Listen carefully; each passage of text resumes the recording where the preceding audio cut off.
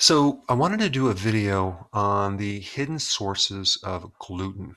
Gluten is in so many foods. Most people know that gluten is in most grain products like wheat, spelt, rye, barley, kamut, bulgur, and couscous.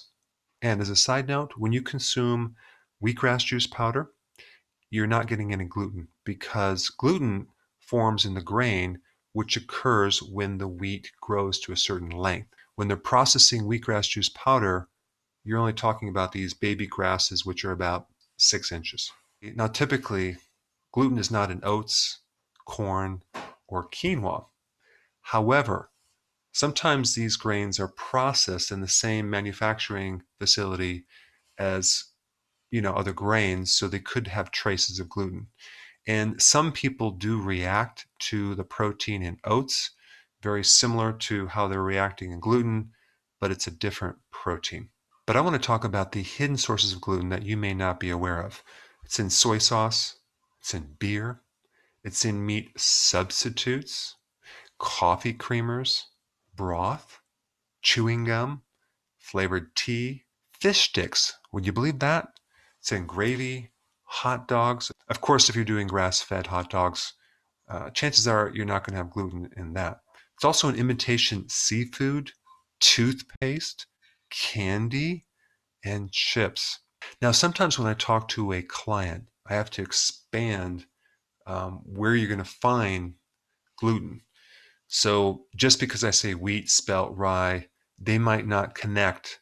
It's in bread, pasta, cereal, crackers, biscuits, waffles, pancakes, and even muffins.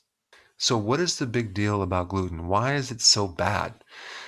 Well, it just so happens to be linked to about 55 different diseases. It creates some massive destruction with a lot of people.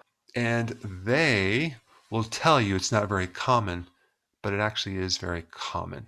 Usually those people telling you that it's not very common are selling gluten as one of their products. But it can create leaky gut.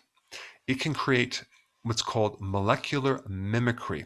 In other words, the molecules, the shape of the protein gluten is very similar to certain tissues in our own body, like the thyroid gland. So if you have antibodies to gluten, those antibodies can now be attacking your own thyroid gland and the myelin sheath, which could potentially lead to Hashimoto's, which is an autoimmune condition, as well as MS. And there's another condition, which I will do a separate video on, called gluten ataxia. Ataxia means lack of coordination, out of balance.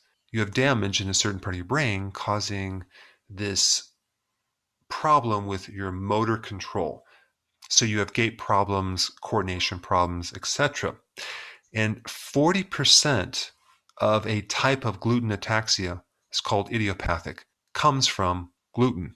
And I don't know how they came up with that because idiopathic means unknown cause. So they're telling you that the cause of idiopathic ataxia is gluten. I mean, why don't you just say gluten ataxia? So anyway, gluten can mess up your brain. There's a tremendous amount of GI problems with gluten, pain in your stomach, bloating, but there's also a lot of cognitive issues as well. Headaches, brain fog, ADHD, anxiety, depression, bipolar, schizophrenia, and even vertigo. So not only do I recommend gluten-free, but just get rid of all the grains. Just because it's gluten-free doesn't make it low carb. And it's amazing I have to even tell people that. And I would just assume that's common sense, but there's a lot of people that don't make that connection. They think, oh, it's gluten-free, so it's low carb. Not necessarily. Before you go, if you have a question about a product, or you're new to keto and you want to know how to begin keto, or you're on keto and you need a debug because it's not going as smooth, I have a keto consultant standing by to help you. This is just for the people in the US. Hopefully in the future we'll be able to answer everyone's call, but I put the number down below so you can call and get some help.